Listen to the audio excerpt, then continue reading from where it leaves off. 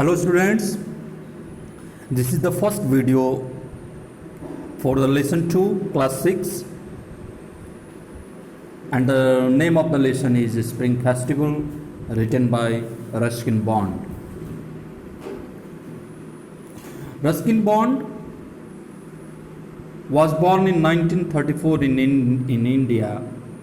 He is an Indian author of British descent, popular children's story writer, and he was awarded the Padma Shri Award in 1999.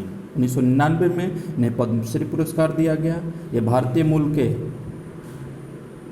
British लेखक हैं और इनका जन्म 1934 ईस्वी में हुआ था। इस प्रकार से इनके द्वारा रची गई रचनाओं में we can easily feel the ecstasy of his love for India and culture. इनकी कहानियों में भारत के संस्कृति और भारत के प्रति प्रेम को स्पष्ट रूप से देखा जा सकता है। India is full of festivals. Bharat त्योहारों से भरा हुआ राष्ट्र है।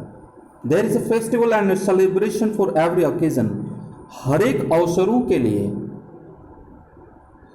यहाँ पर कोई ना कोई त्यौहार, कोई ना कोई सेलिब्रेशन होता ही रहता है।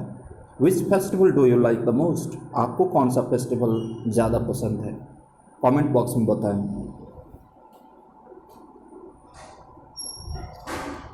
Anil said you are a snob mister snob.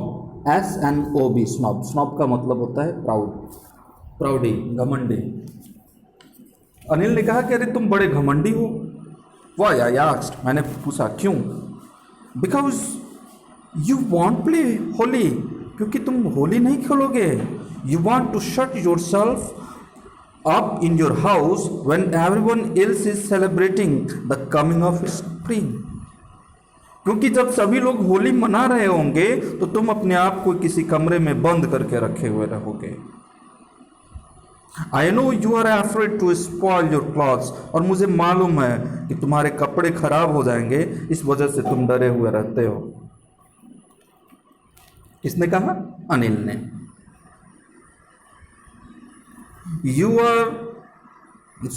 I shrugged my shoulders to let him know that he could think what he liked.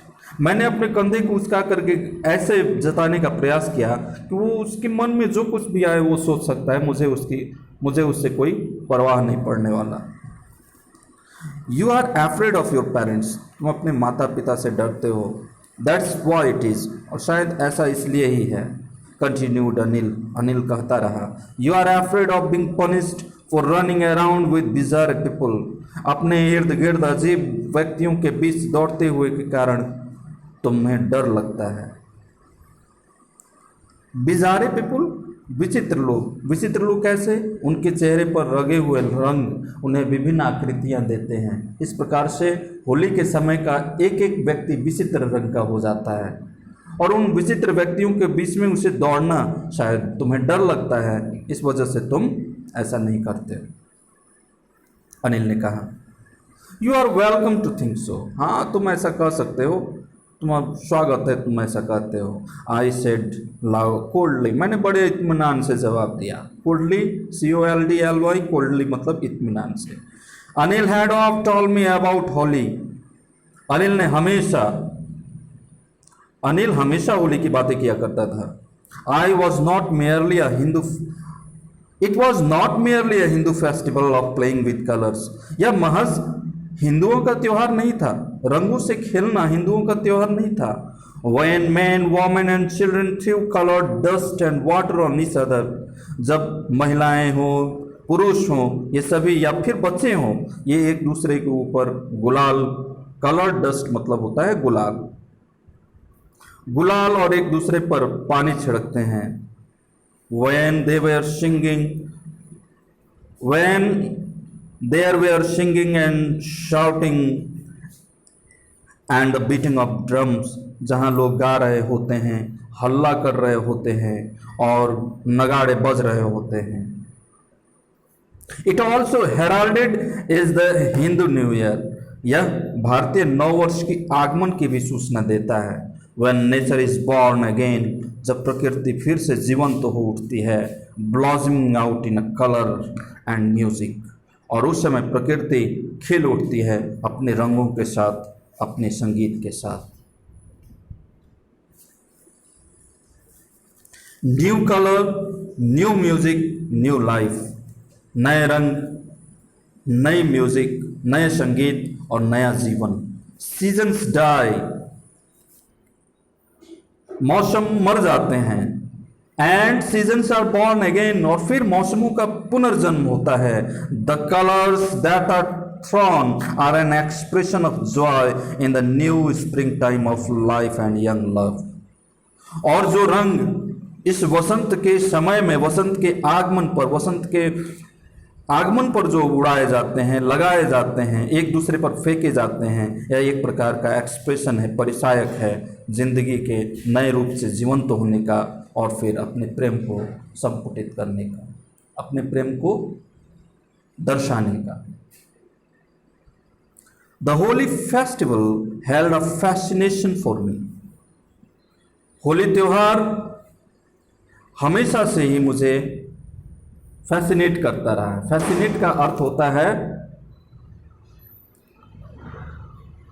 खींचना, अपने तरफ खींचना। फैसिनेशन, सम्मोहित करता रहा है। बट अंटिल आई वॉज 15, लेकिन जब तक मैं 15 साल का था, my parents had brought me to India 2 years earlier, but until I was 15, लेकिन जब तक कि मैं 15 साल का नहीं हो गया, और मेरे पिताजी 2 वर्ष पहले ही मुझे भारत ले आए थे। When my father had taken a job with a new, जब मेरे पिताजी को एक नई नौकरी हाइड्रो इलेक्ट्रिक प्रोजेक्ट, पनबिजली प्रोजेक्ट में लगी थी, had not allowed me to take part in celebration, और उन्होंने मुझे इस प्रकार के किसी भी सेलिब्रेशन में, जश्न में शामिल होने से मना कर दिया था। They were afraid, वे डरे हुए थे। I might get hurt in rough play, वे डरे हुए थे कि इस प्रकार के रफ प्ले में, यानी असभ्य से खेल में मुझे चोट लग सकती थी, और भी लॉस्ट इन बाजार, या फिर मैं बाजार में गुम हो सकता था। I had stayed at home, मैं घर पर रहता था। Listening to the drums, उन ड्रम से निकली हुई आवाज़ों को सुनता था। द सॉन्ग्स, गीतों को सुनता था। And the inviting sounds of some of my school friends, और अपने स्कूली दोस्तों के निमंत्रण की आवाज़ को सुनता रहता था।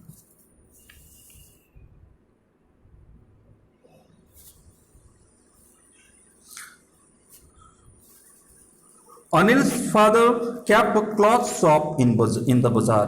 अनिल के पिताजी की एक दुकान थी, कपड़े की दुकान बाजार में। And it was in the bazaar that I had met Anil, और ये बाजार ही था जहाँ पर कि मैं अनिल मिला था। For he went to different school, क्योंकि वो दूसरे स्कूल जाता था। I was walking home from the post office, मैं घर से पोस्ट ऑफिस की तरफ चला जा रहा था। And didn't pay much attention to the large cow that was moving leisurely through the cow, और मैंने उस गाय के ऊपर ध्यान नहीं दिया जो कि लीजरली, खाली इधर से उधर भीड़ भाड़ में घूम रही थी। नोजिंग अराउंड द वेजिटेबल स्टॉल्स, और तरकारी बेचने वाले दुकानों पर जाकर के वो तरकारियों को सूंघती रहती थी, सूंघ रही थी। मेरा ध्यान उस पर नहीं गया था। देन व्हाट हैपेंड नेक्स्ट, फिर क्या हुआ? अ cyclist came down the road, तभी एक साइकिल, रोड पर साइकिल चलाता हुआ आया, पैडलिंग फ्यूरियसली। वो बड़े भयंकर तरीके से साइकिल चला रहा था, बेतरतीब ढंग से।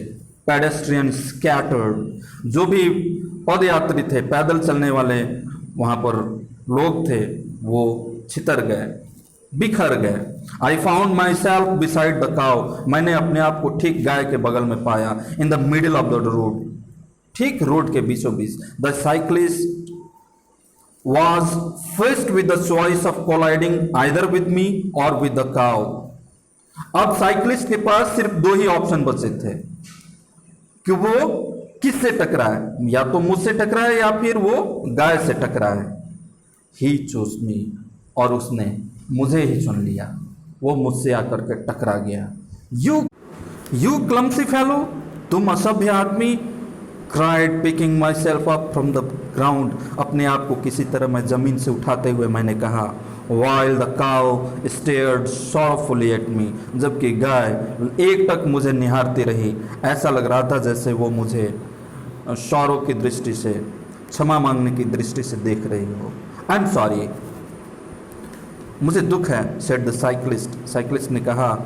A boy of about my age, वो लगभग मेरे ही उम्र का लड़का था। आई कुडंट हेल्प इट, मैं कुछ नहीं कर सका। वाई नॉट, क्यों नहीं? वाई नॉट, क्यों नहीं?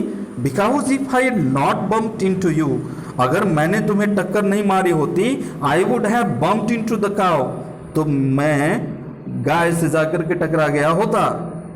Then as is saw me growing indignant, और जब उसने मुझे ज़्यादा क्रोधित होते हुए देखा, ही हरीड ऑन, और उसने फिर से मुझे समझाते हुए कहा, प्लीज डोंट मिसअंडरस्टैंड, कृपया मुझे गलत ना समझें। It is not that I prefer the cow to you, but I might have broken my head. यहाँ पर ये स्थिति नहीं है कि मैं गाय को सुनता या फिर तुम्हें सुनता। But I might have broken my head if I had banged into हर, लेकिन मेरा सर फूट जाता, मेरा सर टूट जाता अगर मैंने गाय में टक्कर मारी होती। She is an immovable object, वो बड़ी स्थिर वस्तु है, एंड यू आर नॉट, और तुम नहीं हो। I couldn't think of no resort, और मेरे पास कोई चारा नहीं बचा था आश्रय बदलने के अलावा। So students, this is all for today. In the next video, we will read the next part of this story. Till then, it's time to say bye. Thank you.